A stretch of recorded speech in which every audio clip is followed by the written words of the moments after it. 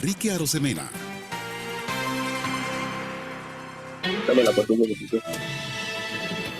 Entrevista de actualidad, Panamá Hoy.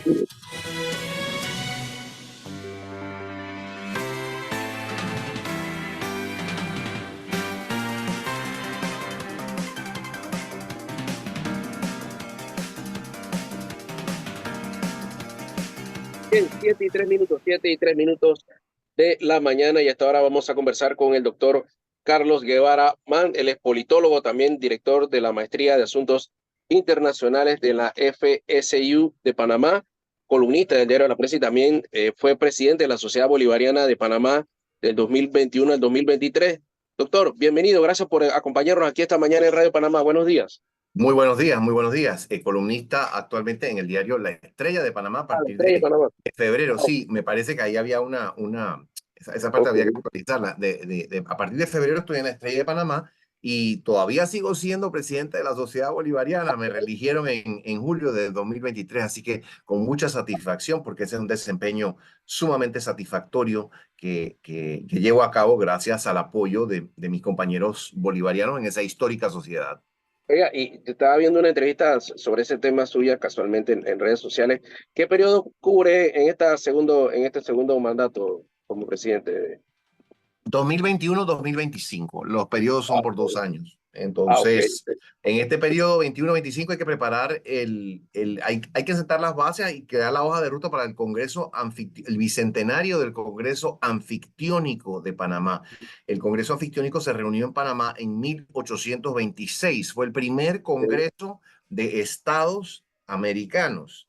Y el bicentenario en 2026 debe conmemorarse de una manera sustantiva, una manera sustancial, además de sustantiva. Así es que ese es el gran reto que tenemos por delante en la directiva de la Sociedad Bolivariana y con lo cual tendremos que trabajar muy de la mano con el próximo gobierno. Es más, es el gobierno nacional el que convoca a la conmemoración del bicentenario. Así que nos toca estar muy de cerca apoyando y orientando al próximo gobierno para que Panamá sea la sede de la conmemoración de ese bicentenario y no solamente sea la sede, sino que eso no solamente se quede en el aire o en una celebración efímera, sino que tenga resultados sustanciales para los pueblos de América.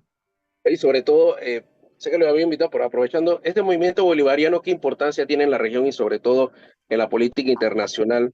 ¿Qué tan bueno sería que Panamá fuera a lograr esa sede? No, bueno, le corresponde a Panamá por haber sido Panamá la sede La original del primera. Congreso en 1826. Así que no hay forma de pensar en otro país que no sea Panamá. Bueno. Bueno, el bolivarianismo, pues le digo de forma muy resumida, el bolivarianismo es un movimiento que surgió en torno a la gran figura del libertador Simón Bolívar. Y Claro. los postulados principales del movimiento bolivariano son el apego a la libertad, la defensa de la libertad individual, eh, como punto de partida, como punto fundamental de un Estado democrático. La opción por el sistema republicano de gobierno. El sistema republicano de gobierno es el gran legado en términos de política interna del libertador Simón Bolívar, porque antes lo que había era despotismo.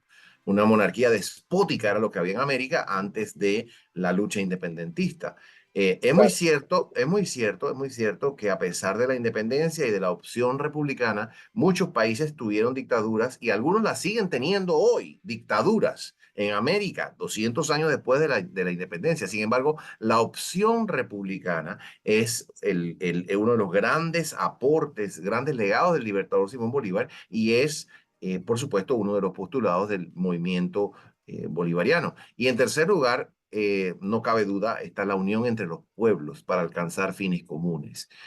Y recalco la parte de los pueblos, Enrique, porque muchas veces se han querido establecer alianzas a lo largo de la historia, no me refiero específicamente en estos momentos, a lo largo de la historia se han creado alianzas entre regímenes nefastos, sistemas de gobierno perversos que han buscado la sumisión, la opresión y la dominación de los pueblos. Así que por eso recalco ese aspecto muy importante, la unidad entre los pueblos pueblos para proteger la democracia, para alcanzar fines comunes de prosperidad y de bienestar. Entonces, yo diría que en esos tres postulados podemos resumir, o en esos tres puntos podemos resumir los postulados principales del bolivarianismo: la libertad, el sistema republicano y la unión entre los pueblos. En años recientes, en décadas recientes, hace unas 2 décadas, un movimiento populista, movimiento autoritario populista que surgió en Venezuela, se ha tratado de usurpar de ese nombre tan venerable para nosotros que es el de Bolívar, y ha querido hacer lo suyo, y al punto que en muchas partes del mundo, en algunas partes del mundo, cuando se habla de Bolívar, de bolivarianismo, la identificación de algunas personas es inmediatamente con el sistema narcochavista. El narcochavismo, que es un sistema político que Que no tiene nada estableció que ver. Hugo Chávez en Venezuela y que se ha mantenido en el poder a lo largo de 25 años y que ha buscado extenderse a otros países también. Entonces, hay que hacer esa precisión. Es muy lamentable lo que pasó en una muestra de oportunismo, un oportunismo verdaderamente vulgar y ordinario. Este sistema narcochavista lo que buscó fue apropiarse de la figura y del legado del libertador Simón Bolívar para sus propios fines políticos.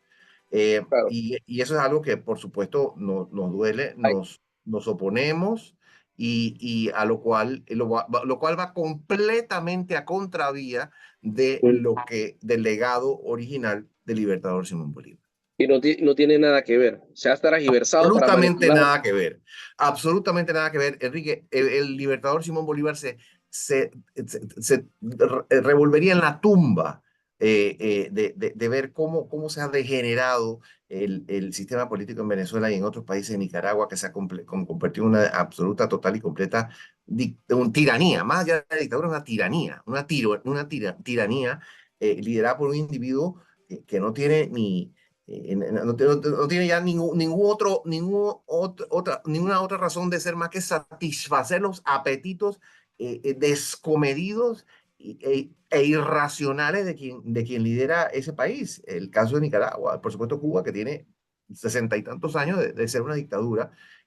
La dictadura no era ese tipo de regímenes oprobiosos que atentan contra la libertad de los seres humanos, de los individuos, y además a medida que explotan al país para los fines de quienes están en el poder. Ese sistema de gobierno no se concilia con el bolivarianismo, pero ya vemos ese fenómeno extraño, y diría yo que repugnante, según el cual, en vista del prestigio de Bolívar, eh,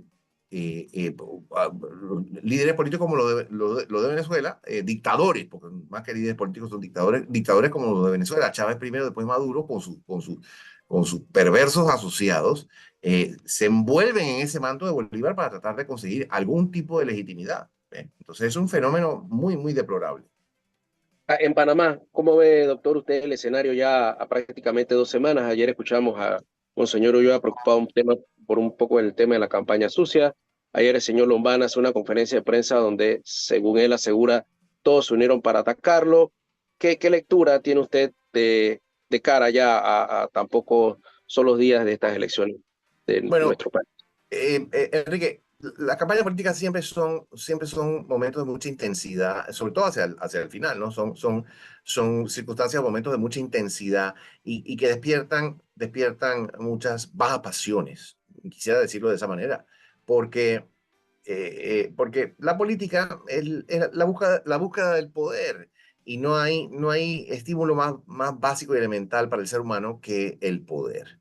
Entonces, esto es algo que ya, digo yo, tiene que ver con con la psicología de los seres humanos, ¿verdad? Entonces, yo muchas veces he dicho que los politólogos, sí, por supuesto que tenemos muchas herramientas para entender la política, pero que para comprenderla en su cabalidad, o por lo menos para comprender a los políticos en su cabalidad, hay que buscar a los psicólogos que expliquen interpreten y entiendan la naturaleza humana y la personalidad humana, porque se ven algunas cosas que son verdaderamente irracionales, incomprensibles para los politólogos, Sí, que son verdaderamente deplorables también, ciertas conductas que son deplorables.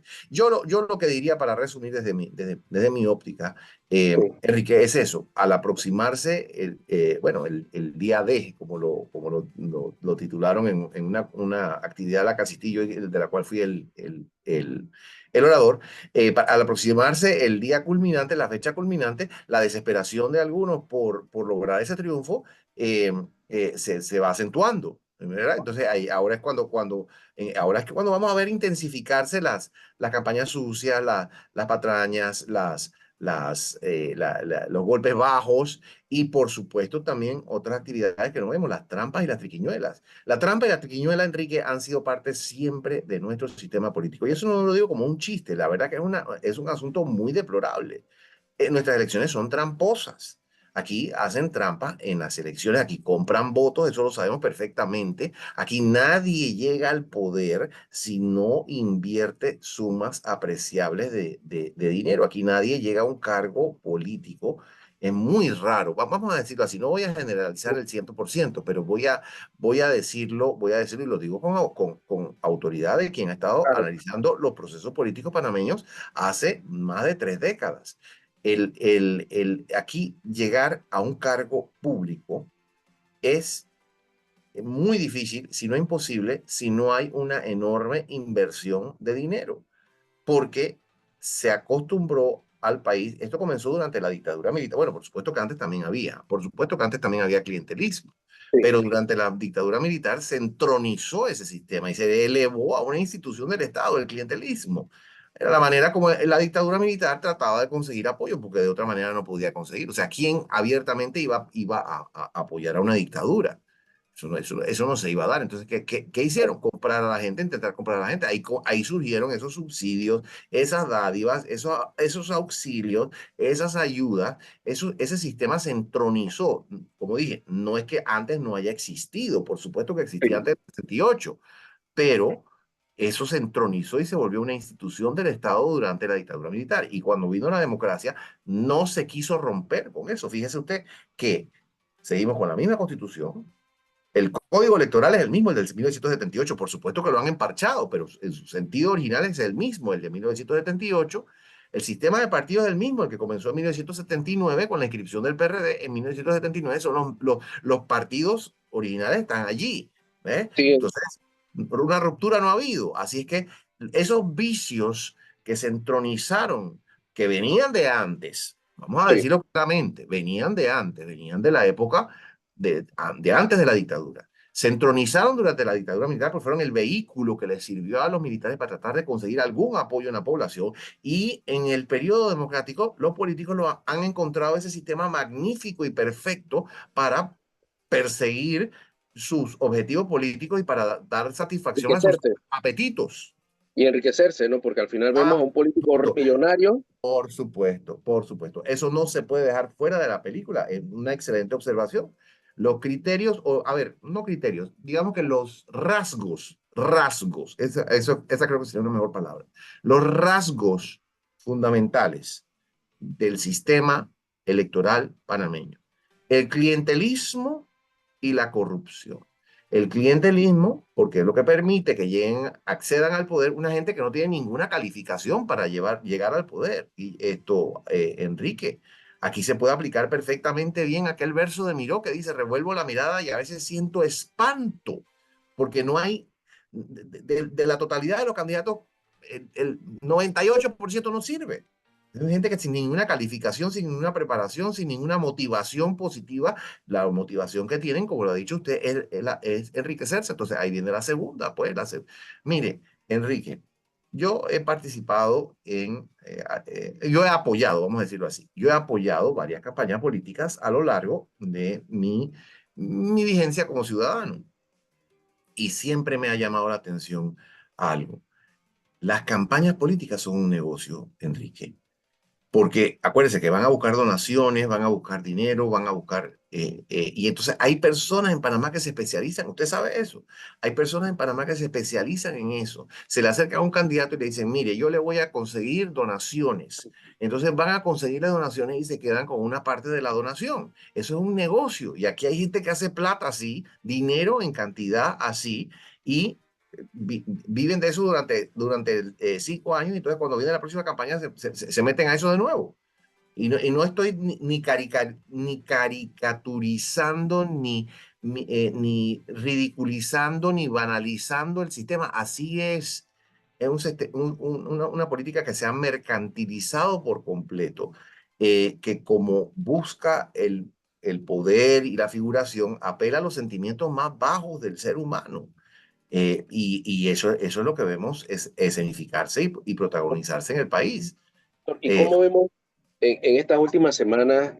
Han surgido una serie de propuestas que no hay que ser tan experto como para entender que son irracionales. Mira, ya el tren, está el tren hasta Chiriquí, pero ya está el tren, el metro que se va a pasar al tren que va hacia Chiriquí, porque cada día lo prometen extenderlo más. Se habla de 500.000 empleos, 150.000 empleos. Hay propuestas que parecen que no se ajustan a la realidad económica que todos sabemos, el escenario que enfrenta Panamá, que acaba de perder el grado de inversión, que tiene una deuda importante y se sigue prometiendo que se va a resolver todos los problemas solamente si votas por mí. Totalmente. Es digamos, una exaltación. Es la exaltación de la demagogia. Eso es lo que hemos visto, la exaltación de la demagogia. O sea, por supuesto que un tren, mire, te voy a decir una cosa. Dígame. Hace años, yo en mi columna que usted citó hace unos minutos cuando me presentó, usted dijo que yo era columnista de periódico. Bueno, en mi columna de periódico, hace años, mucho antes de esta política, yo dije, tenemos o sería ideal, dije, eso fue lo que dije, sería ideal tener un sistema ferroviario que vinculara a todo el país. Y dije, esa propuesta no es nueva tampoco. La primera propuesta, fíjense usted, la primera propuesta, esto no lo saben los que hablan de eso, la primera propuesta para un ferrocarril que cruzara el istmo es de 1893. 1893. Se hizo una propuesta para crear un ferrocarril desde Quito, Ecuador, hasta San José, Costa Rica, que evidentemente pasaría por Panamá. Recordemos la geografía, tiene que pasar por Panamá para llegar de Quito a San José. En segundo lugar, en 1909, hace 115 años, el gobierno nacional dio la primera concesión para un ferrocarril entre Panamá y David. Ese es un proyecto viejísimo, no se construyó en ese momento porque los estadounidenses lo vetaron, dijeron, no, ese proyecto puede comprometer la seguridad del canal, se pusieron metieron esos obstáculos que solían meter y Panamá se quedó sin ese ferrocarril. Yo considero que sería una idea estupenda, pero ¿qué tan factible es? ¿Qué es lo que acaba de decir usted? Con un país endeudado, porque ese es el gran legado de este gobierno, ¿cuál es? El gran legado de este gobierno, ¿cuál es? La deuda pública y el descalabro de las finanzas del Estado. Ese es el legado, el gran legado de este gobierno. Se han aumentado la deuda en miles de millones de dólares, casi que la han duplicado, si no hemos llegado ya a esa duplicación, y no vemos nada a cambio de esos miles de millones de balboas. Porque verdaderamente la infraestructura pública no puede estar en peor situación, se está cayendo. Las carreteras todas desbaratadas, obras públicas que no se han llevado a cabo, los servicios públicos, la educación, la salud, que son los principales servicios públicos en un estado desastroso, calamitoso. Entonces no vemos nada a cambio de esos miles de millones de balboas que se han endeudado. El próximo gobierno va a tener que hacer una auditoría urgente de la deuda pública para saber en qué se ha gastado eso. ¿Ve? Entonces, en un país en que no hay recursos, en un país en que no hay una posibilidad de generar ingresos, de aumentar el Producto Interno Bruto de una manera inmediata, que es lo que requeriría financiar estas grandes inversiones. ¿Cómo vamos a lograr eso? Entonces, se habla de ciertas propuestas o ciertos proyectos que pueden ser buenos y pueden ser positivos para el país, deben ser buenos y positivos para el país, pero no se dice cómo se van a conseguir. La propuesta de bajar el costo de energía, que más quisiéramos usted y yo, Guillermo, que nos llegara la factura por $5 al mes. Pero ¿cómo se va a lograr eso? ¿Ve? Claro. Entonces, y hay mucha demagogia que, como dije yo, se conecta con esa inclinación natural una inclinación básica del ser humano. De ofrecer, de ofrecer. Yo te doy, vota por mí que yo te voy a dar. Exacto, de tratar de conseguir votos a como de lugar, es una cuestión chabacana, pero bueno, es lo que es la política panameña, esto no es una política sofisticada. Y por otro Claro, lado, el punto que yo veo muy, muy delicado y negativo es el intento de sacar a alguien de la carrera por las malas artes, por una vía judicializar. supuestamente constitucional que no tiene ni pies ni cabeza. Entonces, eso también forma parte de una, eh, ¿cómo decirlo, Guillermo? De una actitud, de una inclinación, de una tendencia, de una cultura, quizás un poquito más ampliamente, digámoslo así, una cultura nefasta, porque la cultura puede ser buena o puede ser negativa también, una cultura nefasta de la trampa, del clientelismo, de la corrupción. Como no tengo los votos, como evidentemente no tengo los votos, no tengo la simpatía para llegar y faltan pocos días, entonces lo que hago es buscar cómo le hago trampa al otro para que el otro no llegue. O sea, es un instinto básico, primario y elemental, ¿verdad? Y es algo que me parece, usted que me preguntaba antes, que consideraba yo Sí, sobre la política local, me parece que eso es repudiable, Enrique. pero hemos retrocedido, ¿no? Porque eso no pasaba antes. Yo creo que por ejemplo, se dejaba antes en la época de la dictadura, se hacía trampa, pero lo dejaban competir. Ahora ni siquiera lo van a sacar antes de la contienda. Bueno, siempre, como digo, siempre ha habido trampa, siempre ha habido sinvergüencería, eso ha sido la tónica. Aquí la gente es tiene Tramposo. falta mucha cultura cívica en este país ahora que han quitado esas materias, porque cuando yo iba a la escuela dábamos Cívica. educación cívica, ¿verdad? Damos una materia que se llamaba cívica, por lo menos eso, ¿no? Entonces uno tenía más o menos algún parámetro de conducta, por lo menos, ya no, ya eso se acabó y ahora esto es el arrebato de cada cosa. O sea, no hay una brújula, no hay brújula moral. Las instituciones del Estado están completamente degradadas. Entonces, en un ámbito así, esto es la ley de la selva, es lo que impera aquí, un sálvese quien pueda. Las personas que participan en la política, como ven que es un sistema basado en la trampa y el fraude y la compra de votos y la corrupción, recurren a los instrumentos de ese tipo, a los recursos de ese tipo para intentar ganar alguna ventaja. Eso es Claro. lo que sucede. O sea, y lo explico fríamente, Enrique, no es algo que a mí me agrade, por el contrario, me parece repugnante, pero es lo que vemos. Entonces, es muy cierto que desde que transitamos a un sistema supuestamente democrático, ese tránsito de Panamá a un sistema supuestamente democrático fue entre 1989 y 1994, la caída de la dictadura y la primera elección que hubo en condiciones, digámoslo así, de libertad, pues que no había Claro. intervención del gobierno, porque eso sí hay que decirle al presidente Endara. El presidente Endara no intervino en la política, que eso es un gran cambio con respecto a lo que había antes, ¿no? El gobierno antes ponía toda su maquinaria detrás del candidato. Entonces, en ese periodo del 89 al 94 es cuando Panamá completa su tránsito a la democracia. Que algunos somos muy críticos de esa llamada democracia, pero en fin, eso fue cuando Es ocurrió. lo que hay. Es lo que hay. Entonces, a partir del 94, sí, hemos visto trampa, hemos visto triquiñuela, hemos visto sinvergüencería, hemos visto compra de votos, hemos visto todo eso.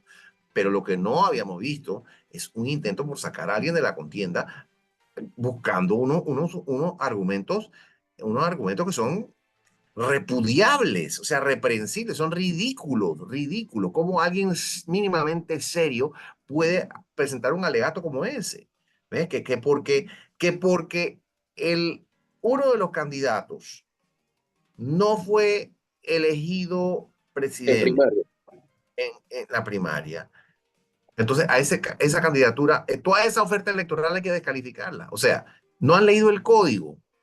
El código electoral habla acerca de que, y lo instituyen, no es que habla, código no es que habla, el código instituye este principio. Cuando falta el principal, lo reemplaza el suplente. Completo. Cuando el candidato principal falta, lo reemplaza el, el suplente. Completo. Entonces se viene con la idea, es que son sofistas, fíjese, en la antigua Grecia había unos que hacían unos alegatos ridículos, chapuceros, chavacanos, y eso, y entonces la pasaban en eso todo el día, y eso les decían sofistas. Bueno, estos son sofistas modernos, ni siquiera con el nivel de cultura que tenían los de la antigua Grecia. Entonces dicen, bueno, lo que pasa es que el código dice eso para los otros cargos de elección, pero no lo dice para el presidente. Pero escúcheme, Enrique, Dígame.